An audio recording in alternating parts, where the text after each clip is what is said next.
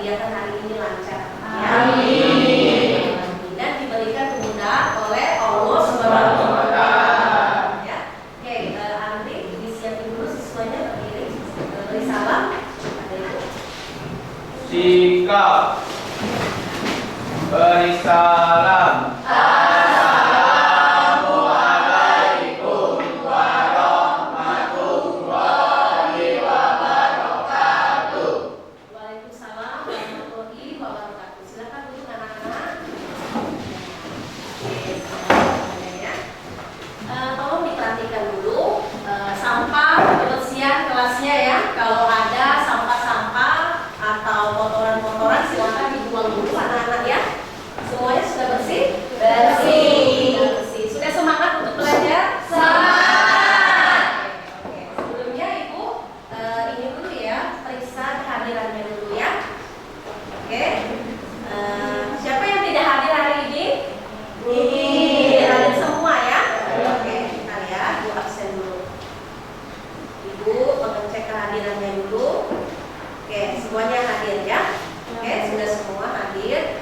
Baiklah, pada pembelajaran hari ini Ibu akan tayangkan sebuah video.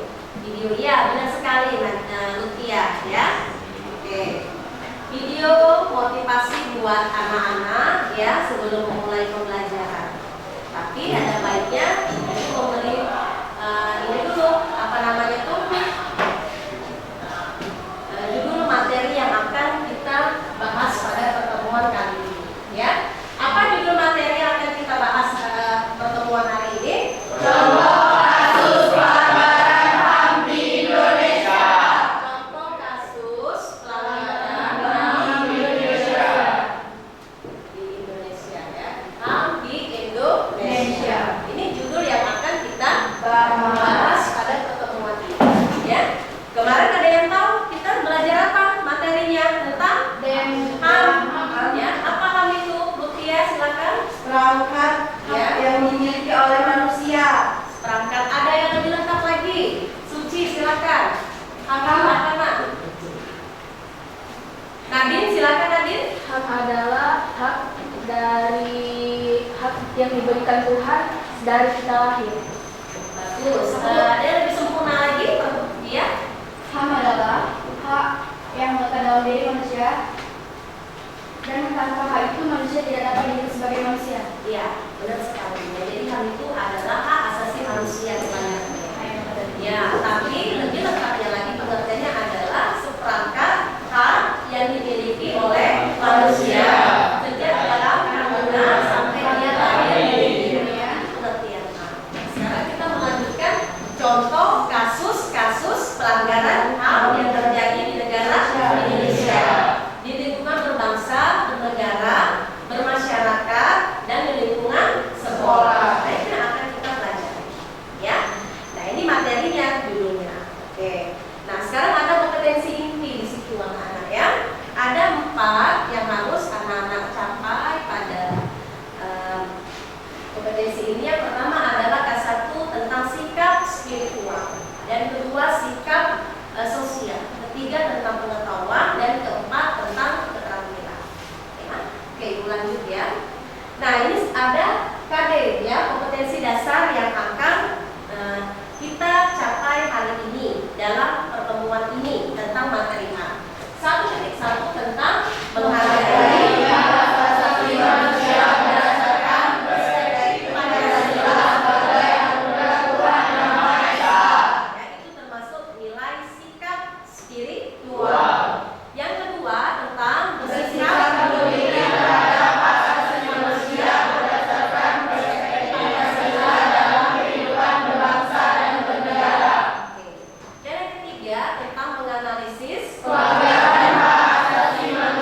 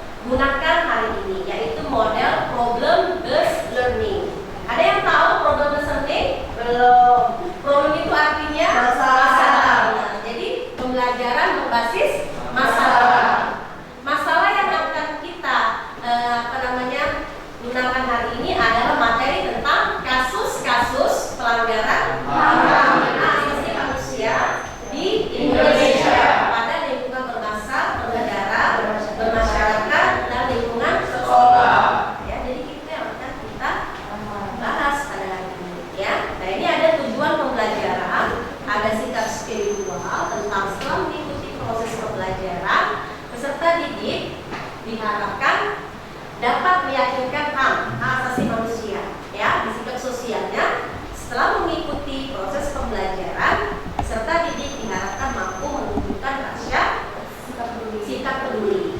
Di pengetahuannya ada setelah mengikuti proses pembelajaran serta didik diharapkan mampu menelaah contoh kasus-kasus pelanggaran HAM. Dan di titik keterampilannya yaitu setelah mengikuti proses pembelajaran peserta didik diharapkan mampu menunjukkan keterampilan adalah menyimpulkan hasil analisis diskusi. Ya. Nah, ini model pembelajarannya, ya, yang akan kita gunakan pada pertemuan ini, yaitu tentang model pembelajaran based learning. Langkah-langkahnya pertama satu yaitu mengorientasi pada masalah. Ya. Yang kedua mengorganisasi pada peserta didik, ya. Yang ketiga membimbing penyelidikan. Yang keempat adalah mengembangkan dan menunjukkan hasil karya. Yang kelima terakhir menganalisis dan mengevaluasi proses penanganan masalah. Jadi ada 5 pokok atau 5 sub poin dalam menggunakan model pembelajaran problem based learning. Ya, nanti anak-anak bentuk kelompok. Tapi sebelum membentuk kelompok, ada baiknya anak-anak melihat dulu tayangan motivasi, ya, sesuai dengan materi kita tentang hak asasi manusia. Ya, kenapa kita hidup perlu motivasi? Karena kita punya semangat untuk hidup, ya, sesuai dengan materi kita yaitu hak asasi manusia. Nah, ini ada sebuah video tayangan yang berjudul tentang hidup adalah tanggung jawab. Bagaimana kita hidup di dunia ini, ya, karena kita sudah terlahir dari anugerah Tuhan Yang Maha Esa yaitu Allah Subhanahu wa Ta'ala, ya. Kita harus punya tanggung jawab. Oke, ini videonya, ya. Silakan disimak anak-anak, ya, ada motivasi tentang video tentang motivasi hidup penuh tanggung jawab.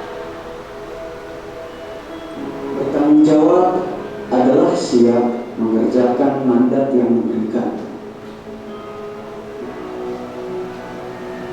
Besar kapal, besar pula juga gelombangnya. Besar kemampuan atau jabatan, besar pula tanggung jawabnya. Menjadi bebas berarti mengemban tanggung jawab yang lebih besar. Seringkali kita berpikir bahwa memiliki kebebasan berarti bebas dari tanggung jawab. Padahal sebaliknya, semakin besar kebebasan, justru semakin besar juga tanggung jawab. Untuk menjadi pemimpin yang baik, seseorang harus belajar menjadi bertanggung jawab.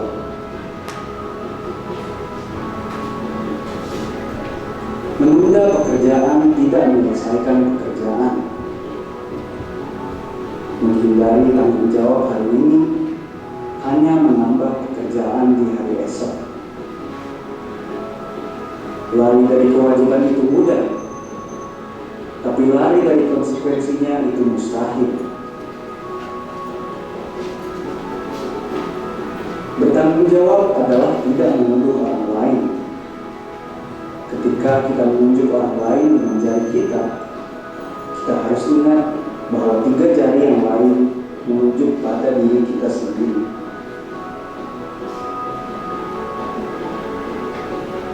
Lakukanlah tanggung jawab kita dengan sebaik-baiknya, agar kita dapat mencapai yang terbaik.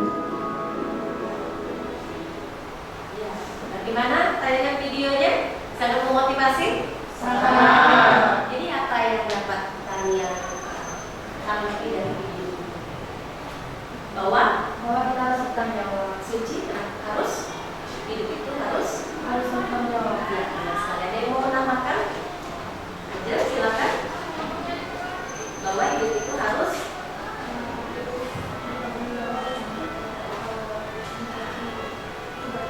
ya. Jadi dari video ini kita hidup itu adalah untuk tanggung jawab, ya, karena sejatinya manusia itu sudah punya kodrat dari Tuhan. Terlahir kita hidup itu untuk, ya, melaksanakan perintahnya dan menjauhi larangannya, ya, salah satunya tanggung jawab. Nah, jadi itu dia videonya, ya.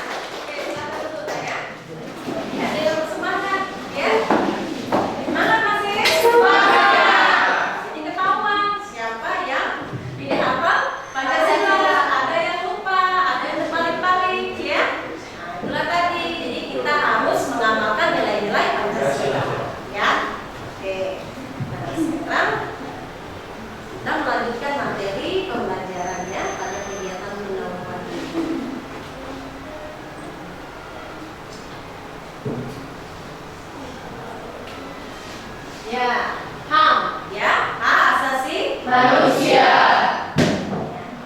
Mengapa kita di dunia ini harus ada hak-hak?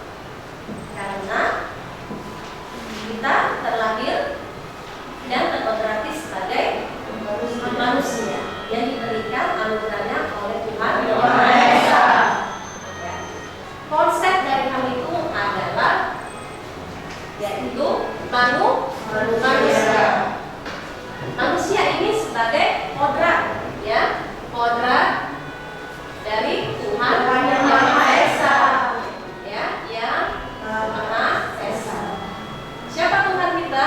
Allah. Ya. Dari sinilah manusia dari kodrat munculnya suatu hak dan kewajiban sebagai manusia, anak-anak ya. Nah ini konsep dari hak asasi manusia. Ya, kalau kita tidak punya HAM, bagaimana? Bisa tidak kita hidup? Tidak. Ya. Pasti kita semena-mena, benar? Ya, pasti kita juga terjadinya hara buruk, ya, terjadinya kesengsaraan, ya, semena-mena. Manusia seenak-enaknya saja. Makanya Tuhan menciptakan manusia di dunia ini, ya, memiliki hati, apalagi otak dan perasaan, serta kaki dan tangan untuk melakukan suatu perbuatan tindakan. Itu HAM. Ya. Jadi HAM ini adalah mutlak, anak-anak, sifatnya kodrat, tidak bisa digantikan ataupun dirubah ataupun apa, karena memang HAM ini adalah pemberian anugerah Tuhan Yang Maha Esa. Yaitu konsep HAM. Ya. Kemarin kan kita sudah belajar kan tentang konsep HAM. Ya. Oke, sekarang kita lanjutkan. Nilai-nilai hak dan kewajiban asasi manusia. Ya. Apa yang kalian pelajari dari nilai-nilai hak dan kewajiban asasi manusia itu? Jadi nilai-nilainya itu adalah nilai-nilai dari nilai-nilai Pancasila yang sudah anak-anak sebutkan tadi. Ya, sila pertama sampai sila ke-5. Ya.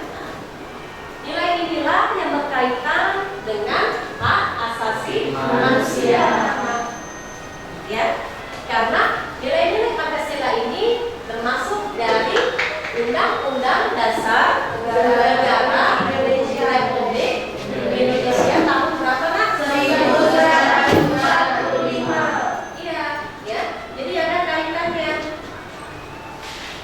Ya, ada kaitannya dengan Pancasila, undang-undang, dan juga tentang hak asasi manusia. Hakikatnya. Di pasal berapa? Pasal undang-undangnya pasal 28, ya. Ayat berapa? Ada yang tahu? Pasal 28A sampai J. Oh iya. Ya. Nah, kalau di nilai-nilai Pancasilanya, sila keberapa? Sila kedua. Ya. Di sila kedua inilah, ya, HAM ini muncul. Apa sila kedua bunyinya?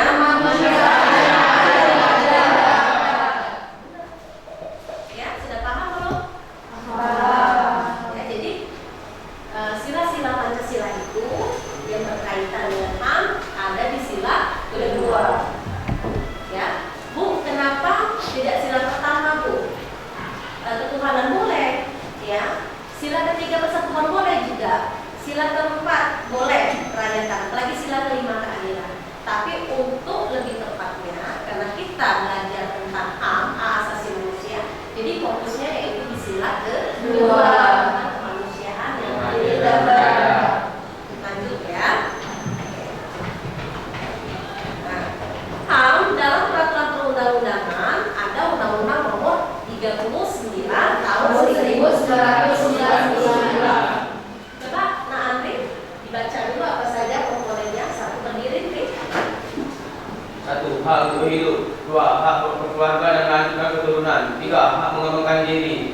4. Hak memperoleh keadilan. 5. Hak atas kebebasan pribadi. 6. Hak atas rasa aman. 7. Hak atas kesejahteraan.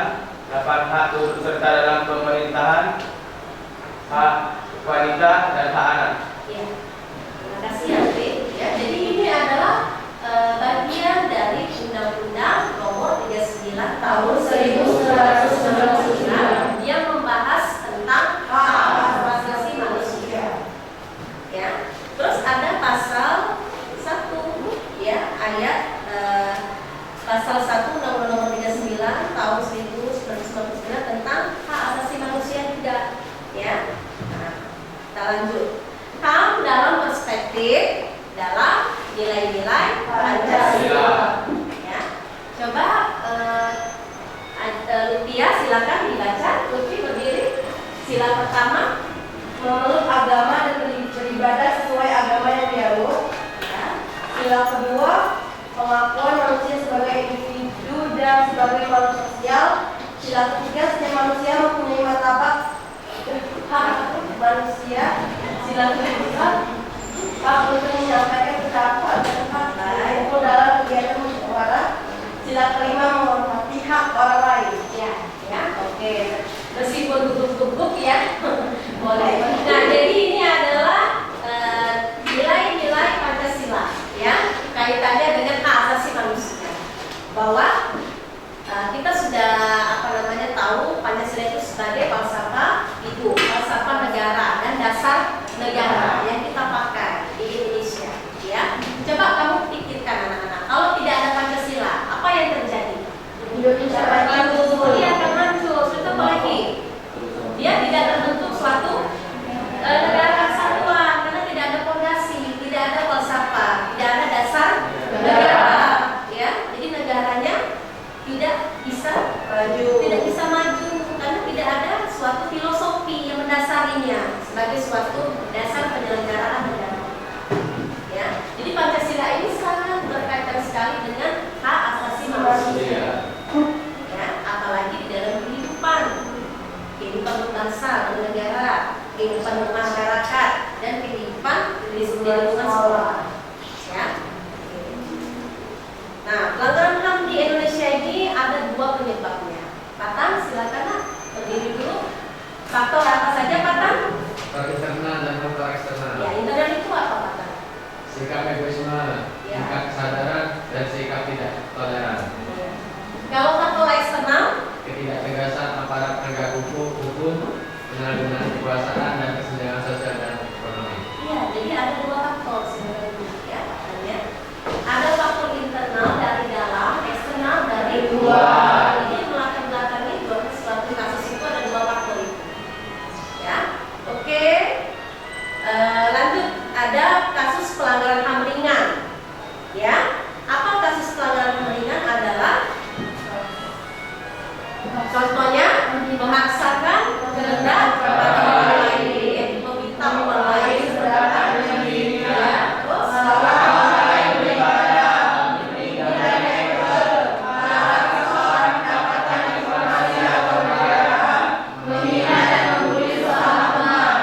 jadi masih ada nggak yang suka menghina ini sama teman? Yakin? Masih galak membuli temannya? Masih jujur ya? Masih mau menghina teman? Tidak bisa kita hindari ya. Nah, itu termasuk pelanggaran HAM ringan anak-anak karena dia tidak menimbulkan nyawa maupun korban, tapi bisa menimbulkan hati ya tersinggung dengan perkataan atau penghinaan ya. Beda dengan pelanggaran apa namanya? Iya, HAM berat ya. Nah, ini salah satu contoh gambar. Ini pelanggaran HAM apa ini? Yang berat karena dia bisa menimbulkan nyawa dan kematian, menimbulkan korban. Ya, serem nggak kira-kira? Mau nggak seperti itu anak-anak? Kenapa tidak mau? Polisi ya. Nah, kalau bisa dijauhkan, dihindarkan anak-anak ya. Jangan sampai kita membuat pelanggaran ya. Kalau bisa hidup ini kita menjalaninya dengan baik ya, dijauhkan dari segala perbuatan pelanggaran ya. Nah, ini ada kasus Brigadir Joshua, kasus apa lagi? Mutilasi, serem nggak kira-kira? Ya, nah jadi dihindarkan. Ada pembunuhan ya, ada penyiksaan, ini serem sekali kalau bisa kita hindari.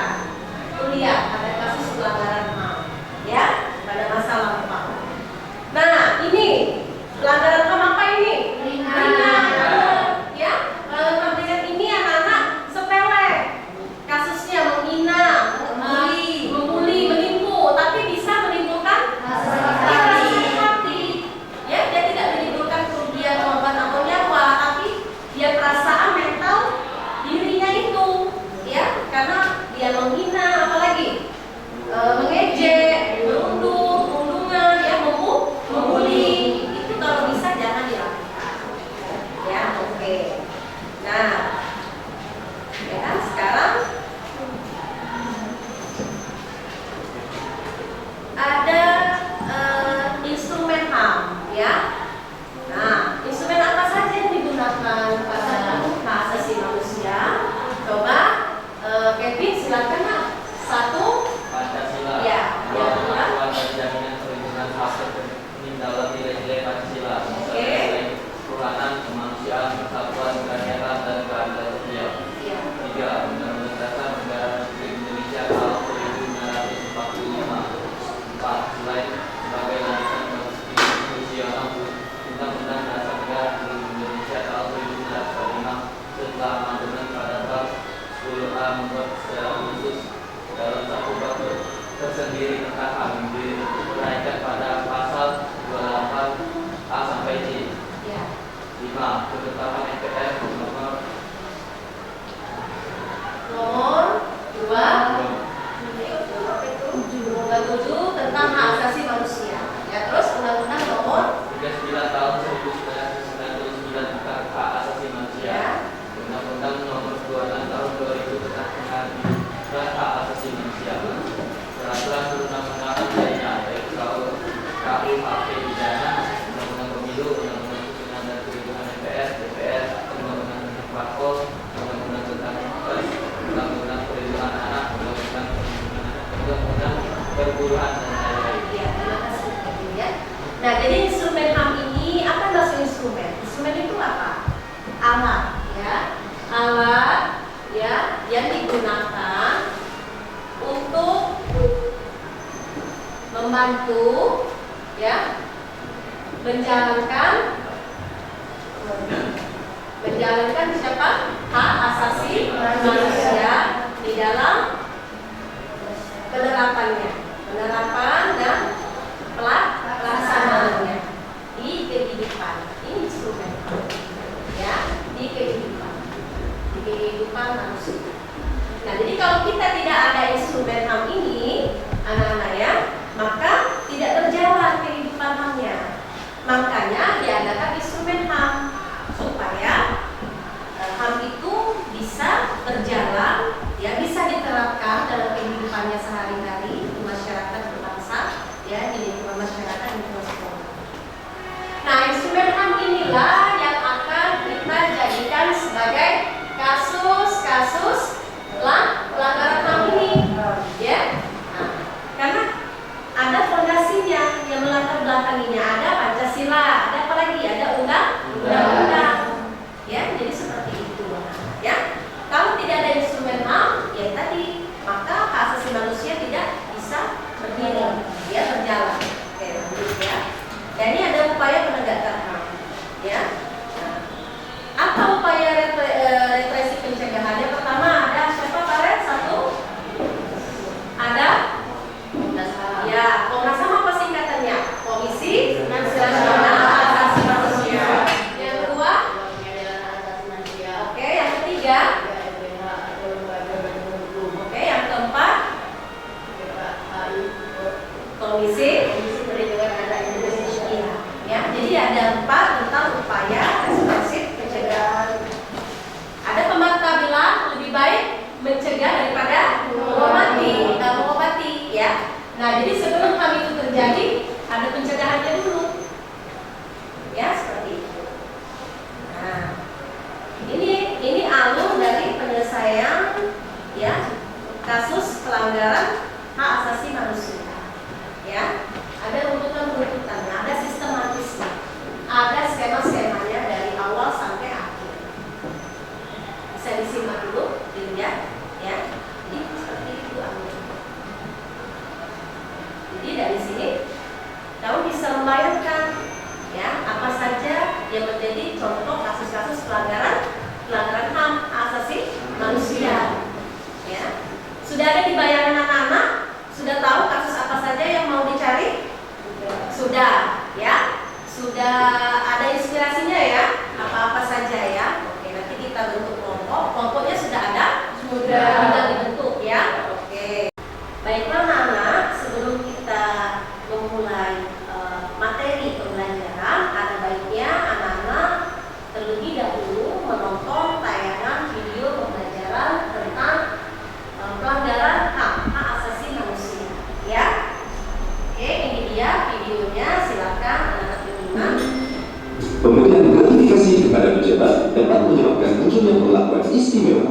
melemahkan pengawasan hingga melalaikan kewajiban yang pada akhirnya menimbulkan pelanggaran terhadap hak asasi manusia. Oh.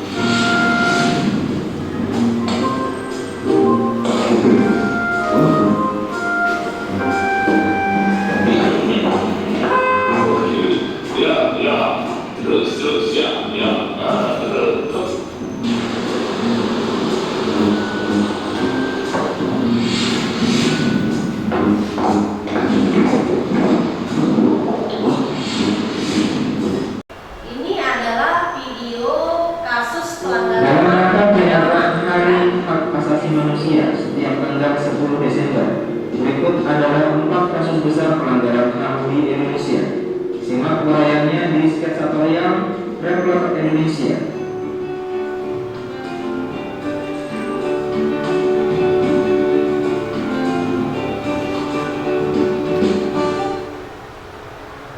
Yang pertama, kasus tragedi 1965-1966. 6 orang jenderal dan seorang perwira tewas dibunuh dalam peristiwa 30 September 1965. Pemerintahan Orde Baru kemudian menuding Partai Komunis Indonesia (PKI) sebagai dalangnya. Ratusan ribu dan jutaan jiwa melayang akibat efek dari malam udara itu. Yang kedua, kasus Petrus tahun 1982-1985. Penembakan misterius atau Petrus adalah operasi celurit, operasi rahasia pada zaman Orde Baru dengan dalih mengatasi tingkat kejahatan yang tinggi. Operasi ini meliputi penangkapan dan pembunuhan terhadap ratusan orang yang dianggap mengganggu keamanan dan ketentraman masyarakat. Pelakunya tak jelas, tidak pernah tertangkap, mengumur, serta dipicu oleh tewasnya 4 mahasiswa Universitas Trisakti yang tertembak dalam demonstrasi pada tanggal 12 Mei 1968 meski dalam baginya. Keempat, terbunuhnya aktivis HAM Munir Said.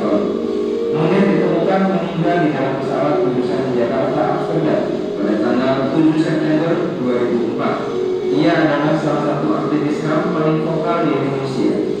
Namanya melambung sebagai seorang pejuang bagi orang-orang yang diculik pada masa Orde Baru. Hingga kini kasus kematiannya baru mengadili pilot maskapai Garuda, Wali Kampus Budi Hadi Prianto.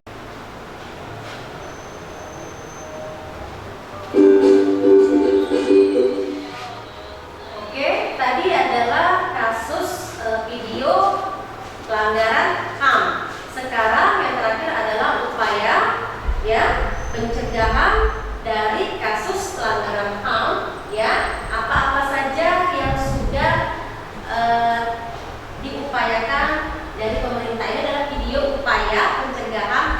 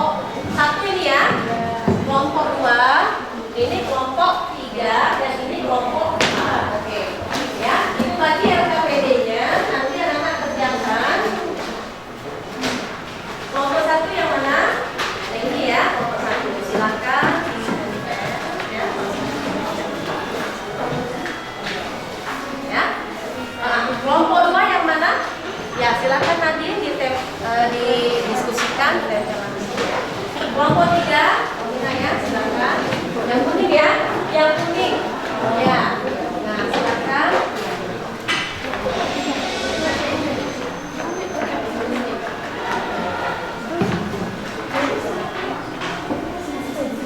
Dan kelompok 4, silakan.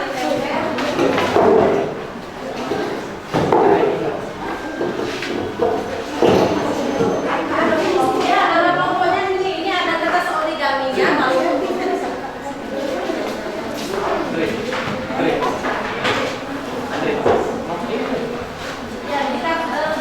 ya. Ini ada kertas origaminya. Supaya hasilnya bagus ya.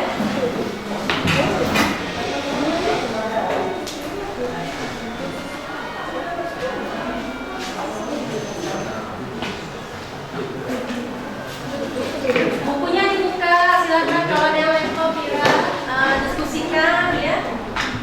Cari materinya. Langsung saja. Ya. Diskusikan masalah-masalahnya ya, yang mau. Nama-nama kelompoknya jangan lupa. Ya. Cari itu ke ya, tempat apa ini materinya, cari di buku ya. Oke. Dicari kasusnya.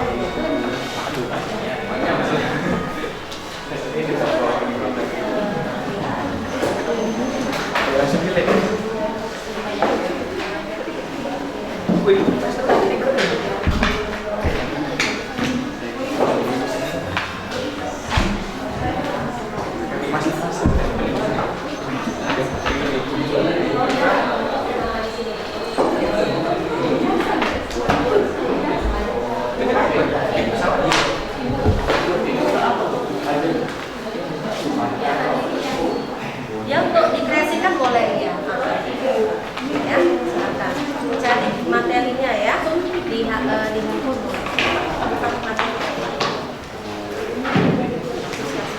Jadi harus menggunakan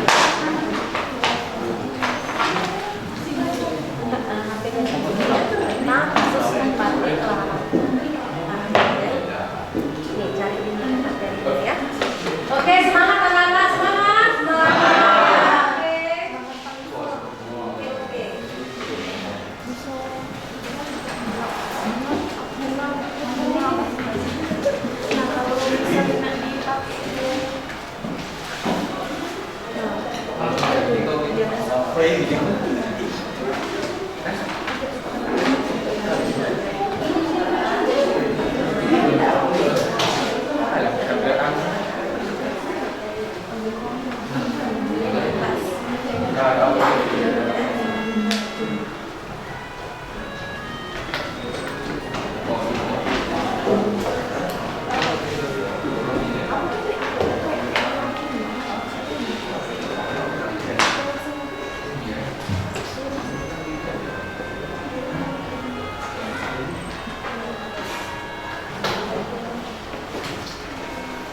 Masalahnya sudah ketemu.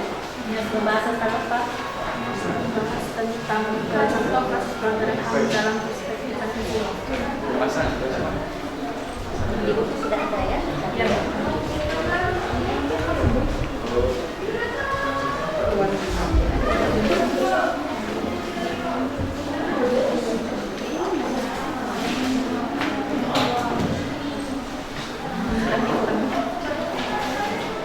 Ada yang mau ditanyakan? Ya? Ya.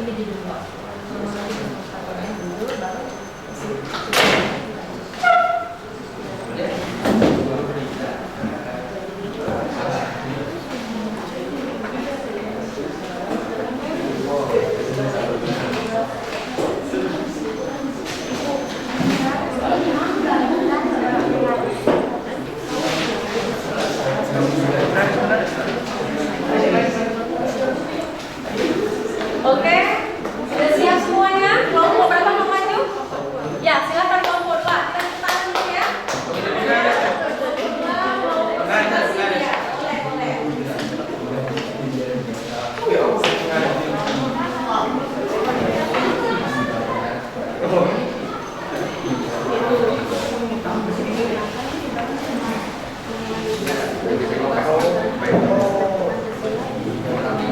Silakan kelompok 2 untuk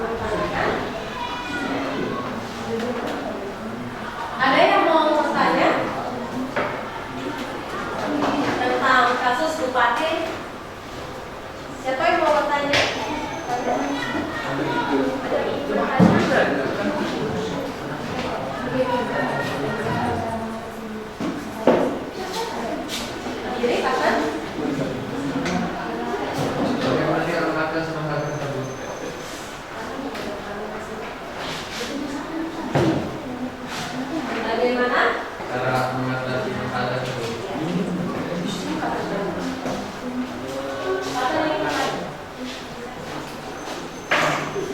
Bagaimana cara mengatasi masalah tersebut?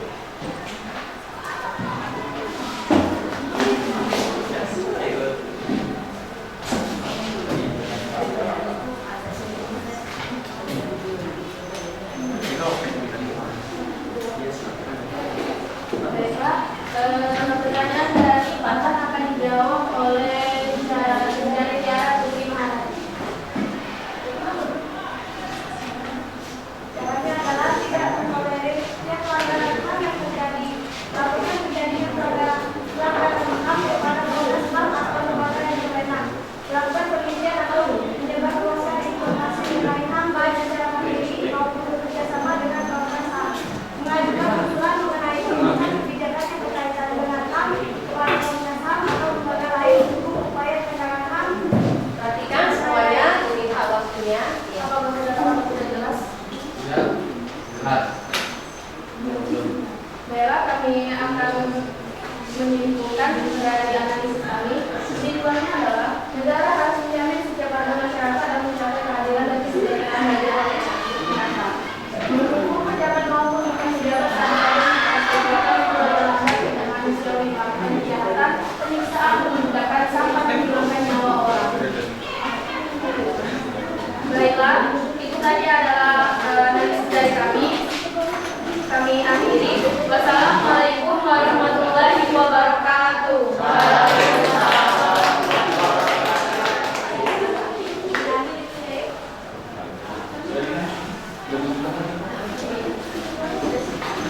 Kelompok berapa lagi dah? 4. Ya, silakan. Kelompok 4, semangat.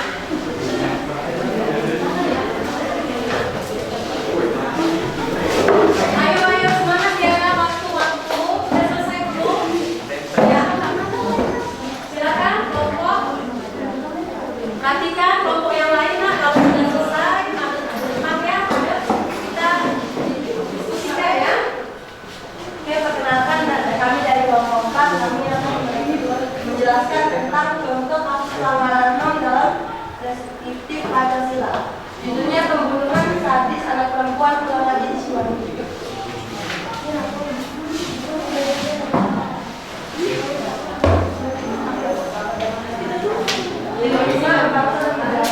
Dugaan motif pelaku berdasarkan bukti bahwa yang diduga melakukan pembunuhan berencana dan pembunuhan disertai dengan delik pencurian dengan kekerasan. Pada wartawan di Mapolres Cimahi Minggu tanggal 22 Oktober. Berdasarkan penyelidikan gabungan Reskrim Polres Cimahi dibantu Polda Jabar. Motif pelaku pembunuhan anak Cimahi diduga kuat merupakan aksi pembunuhan berencana dan terkait dengan delik pencurian dengan kekerasan. Aksi tersebut menyebabkan matinya atau meninggalnya korban anak perempuan di bawah umur setelah Ibrahim. Apakah ada yang ingin bertanya? Yes, ya. Jangan mengalihkan kelihatan ya. Berdasarkan cerita kasus pelanggaran HAM di atas, sila keberapa yang berkaitan dengan nilai-nilai Pancasila? Sila keberapa yang berkaitan dengan Pancasila? Saya akan menjawab pertanyaan dari Nino.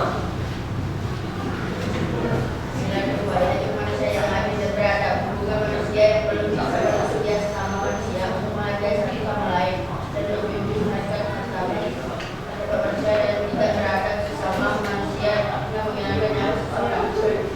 Apakah rektor sudah puas? Simpulan yang kami akan sampaikan akan dibacakan oleh Anda. Negara harus menjamin setiap warga masyarakat sebagai korban dari kejahatan dalam menegakkan kebenaran dan memutuskan kejahatan maupun tindakan kriminal yang terjadi. Aparat hukum kepolisian harus bekerjasama dalam mengembangkan kasus pelanggaran HAM. Pengadilan HAM secara tegas dalam kejahatan dan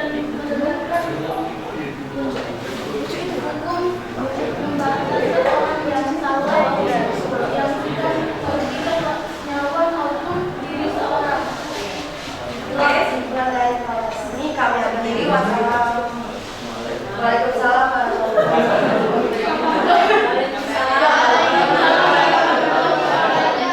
Oke, tangannya dong. Sekarang kelompok Dua. Iya, ya silakan. Kelompok.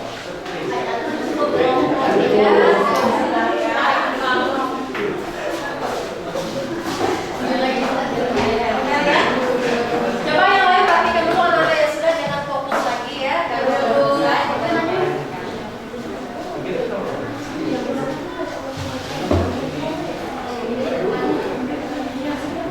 Assalamualaikum warahmatullahi wabarakatuh. Kami dari kelompok 3 menjelaskan hasil kelompok dari kami. Yaitu judulnya adalah contoh kasus pelanggaran HAM dalam perspektif Pancasila. Lingkungan sekolah, kasus perundungan di sekolah kembali terjadi. Siswa SMP di Garut dianiaya sampai tak disadarkan. Seorang siswa SMP atau sekolah menengah atas berinisial M 13 diduga menjadi korban perundungan oleh 2 orang teman sekelasnya. Korban sempat tidak sadarkan diri sehingga harus dirawat di puskesmas Cikadang. Kapolsek Cikadang itu Sularto mengatakan saat ini pihaknya masih menangani kasus tersebut. Pihak korban diketahui sudah membuat laporan kondisi korban sendiri menurutnya saat ini sudah membaik. Dalam penanganan, kondisi siswa saat ini alhamdulillah sudah membaik, sudah sehat dan sudah pulang ke rumahnya. Ujar itu Sularto saat dihubungi.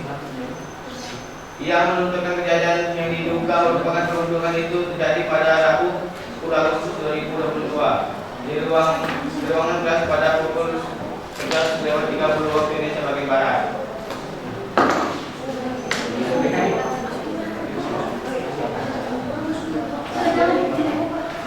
Sekian dari kelompok kami. Apakah ada yang ingin bertanya?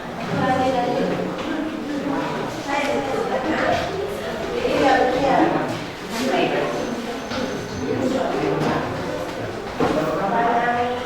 dari kelompok 4. Pertanyaan saya, berdasarkan cerita kasus pelanggaran HAM di atas, sila berapa yang berkaitan dengan nilai Pancasila? Sila berapa yang berkaitan dengan nilai Pancasila ya? Boleh, menarik pertanyaannya. Baiklah, saya akan menjawab pertanyaan dari kelompok 4. Berdasarkan cerita kasus pelanggaran HAM di atas, sila berapa yang berkaitan dengan nilai-nilai Pancasila? Jawabannya adalah sila 2, yaitu manusia yang adil dan terhadap hubungan manusia yang perlu bisa memanusiakan sesama manusia untuk menghargai satu sama lain dan menjunjung martabat manusia dan tidak berat sama manusia dan yang menghilangkan nyawa seseorang. Apakah kelompok 4 sudah jelas? Sangat jelas. Terima kasih. Oke, Andi. Oke, ada yang lain mau bertanya lagi? Silakan satu lagi. Nah, ya silakan Suci berdiri. Ada yang mau lagi bertanya? Silakan Suci.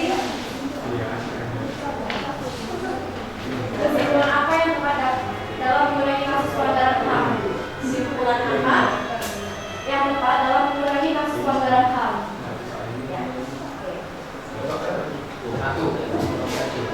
Saya akan menjawab pertanyaan dari kelompok 1 yang akan dijawab oleh Dian Rahmat Sarika. Kesimpulan apa yang tepat dalam mengurangi kasus pelanggaran HAM?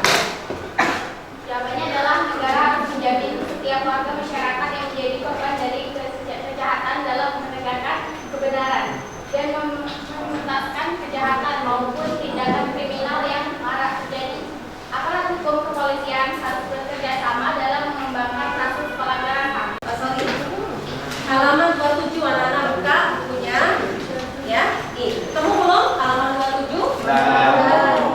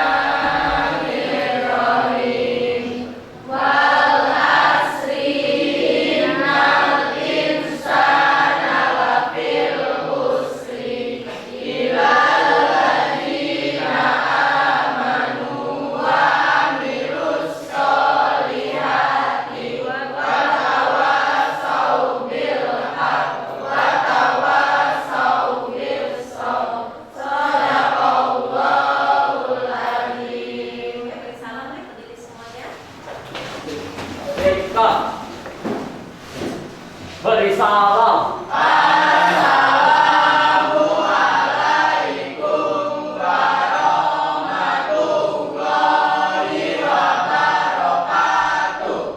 Waalaikumsalam warahmatullahi wabarakatuh. Oke, Ibu akhiri. Assalamualaikum warahmatullahi wabarakatuh. Waalaikumsalam warahmatullahi wabarakatuh. Semangat anak-anak. Semangat. Oke, sampai jumpa di pertemuan selanjutnya ya. Terima kasih nak.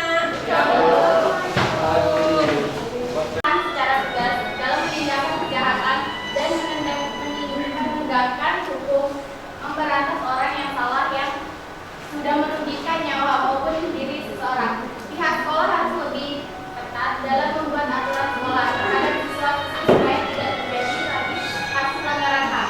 Memperketat dalam penjagaan sudut sekolah untuk melakukan pengawasan terhadap siswa-siswi yang ada di lingkungan sekolah. Apakah kelompok tersebut sudah jelas? Jelas.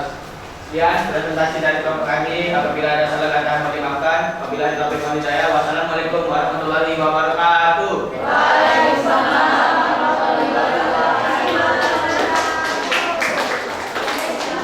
Dari kelompok nanti kelompok satu silakan.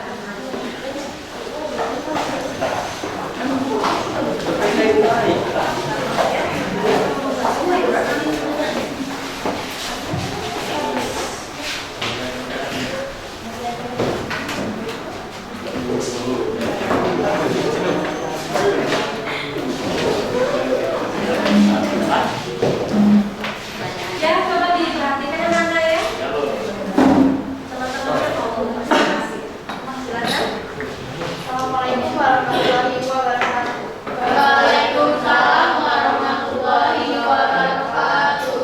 Kami dari kelompok 1 ingin mempresentasikan tentang lingkungan sekolah kampus guru migran dari wilayah negara ini. Yang pertama akan dibacakan oleh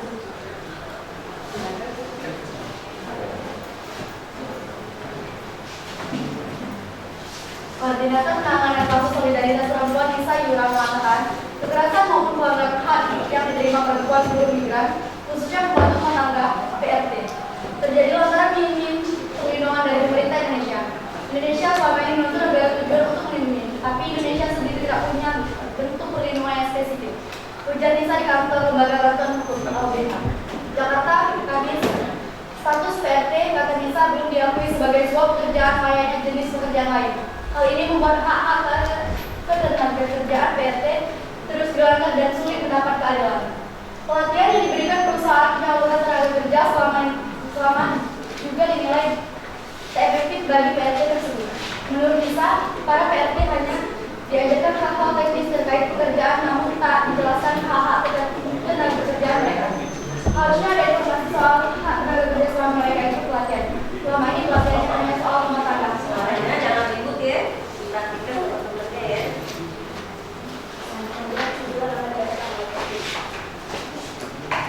Kesimpulan, negara harus menjamin setiap warga masyarakat dalam mencapai keadilan dan kesejahteraan bagi rakyat. Baiklah, itulah presentasi dari kami. Apakah Berdiri. Baiklah, saya akan bertanya kepada kelompok 1. Tindakan apa yang tepat dari solusi pihak pemerintah, masyarakat, pelajar mengenai kasus pelanggaran HAM tersebut?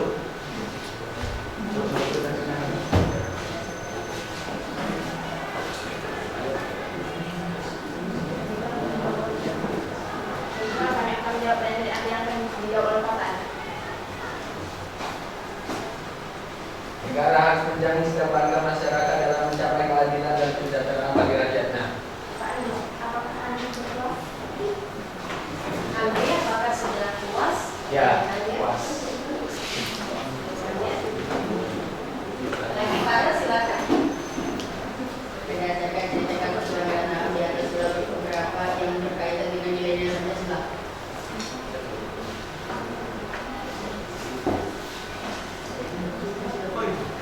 Saya akan menjawab. Pada siang ini, apakah Anda berpuas? Baiklah, presentasi dari kami akhiri. Wabillahi taufiq wal hidayah. Wassalamualaikum warahmatullahi wabarakatuh. Waalaikumsalam warahmatullahi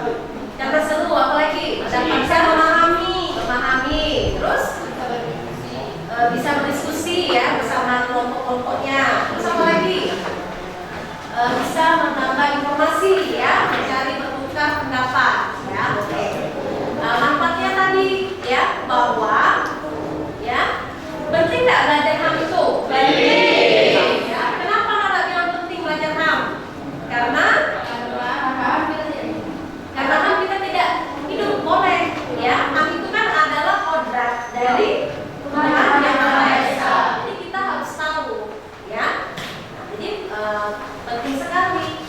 Ya, HAM itu adalah hak asasi manusia yang dimiliki, yang dianugerahi oleh Tuhan Yang Maha Esa.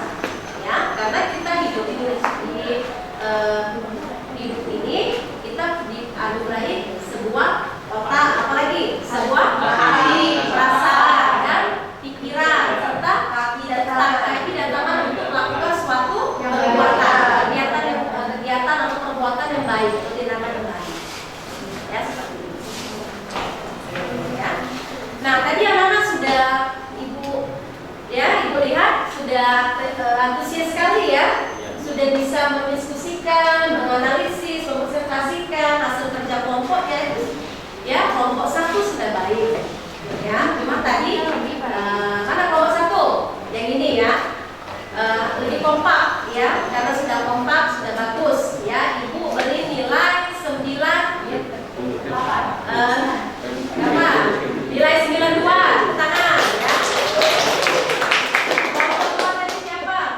Ya, kelompok 2 kurang bersemangat ya. Iya, harus bersemangat lagi anak-anak ya, harus lebih antusias lagi ya. Tapi semuanya sudah oke dari pemaparan materi, presentasi ya. Ibu beri nilai 90 tangan. Kelompok 3, mana kelompok 3? Ya. Nah, kelompok 3 ini terlalu semangat ya. Ya. Terlalu bersemangat, terlalu apa lagi? Berantusias ya. Terlalu yang kreatif, banyak yang bertanya ya, penasaran. Ibu beri nilai 100. Ya. Oke, Bapak juga hasil karyanya ya. Tidak ada ini. Oke, kelompok 4 mana? Ya, kelompok 4 tadi lebih antusias ya, tapi tidak semangat dengan kelompok berapa tadi? 3. Masih kurang antusiasnya, tapi tidak apa-apa, semuanya bagus, menjelaskan dengan baik ya. Ibu beri nilai 9 berapa? 91. Oke. Jadi yang paling besar kelompok siapa? 3. Ya, maju dulu kelompok 3. Mana hasil karyanya sini kelompok 3? Ya, depan sini ya. Nah, kenapa ibu bilang kelompoknya ini bagus ya?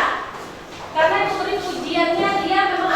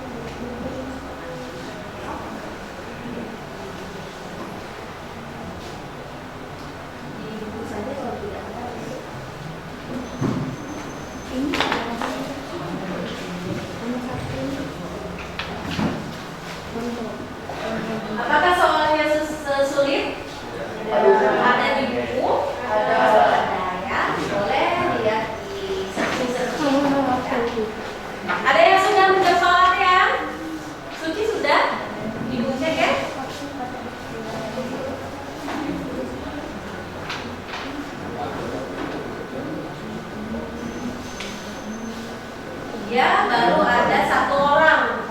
Kevin sudah ya nak ya? Ya sudah kirim ya. Oke, baru Kevin ya sudah. Ya kan ya? Kevin cepat sekali. Baru 1 orang, 1 anak yang sudah menjawab soal latihan ya. Nanti ibu cek lagi. Cek lagi di Google Form-nya.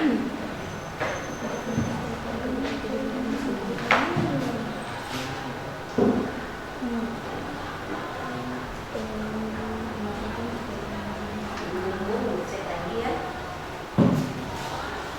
Ada kesulitan dalam mengerjakan soal? Soalnya mudah ya. Sudah semua? Sudah ya. Oke. Dan ini sudah belum nak? Ya sudah ya. Ibu rasa dan ibu lihat ya anak-anak sudah mengerjakan, sudah mengirim di Google Form-nya ini ya. Semuanya sudah mengerjakan ya? Sudah. Sudah belum? Sudah. Cek lagi ya di Google Form-nya ya. Ya, anak-anak sudah selesai semua ya. Oke, ya. Jadi, oke. Ya. Apa yang hari ini kita dapatkan melalui pembelajaran ini pada pertemuan ini? Kita memberikan kesimpulan ya. Ya. Siapa yang memberi kesimpulan? Siapa yang mau? Tunjuk tangannya. Nadine, silakan. Kesimpulan apa yang sudah Nadine dapatkan dari pembelajaran hari ini? Bahwa dengan belajar AM kita dapat berdiri suci, tidak apa-apa. Kita menyimpulkan sekarang ya, merangkum dari apa yang sudah kita pelajari ya. Di sini suci ke depan ya.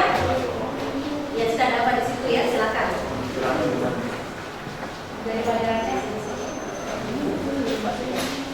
satu, Dari kesimpulan yang saya dapat dari pembelajaran hari ini, pertama dapat menambah pengetahuan mengenai HAM. terus, Dua,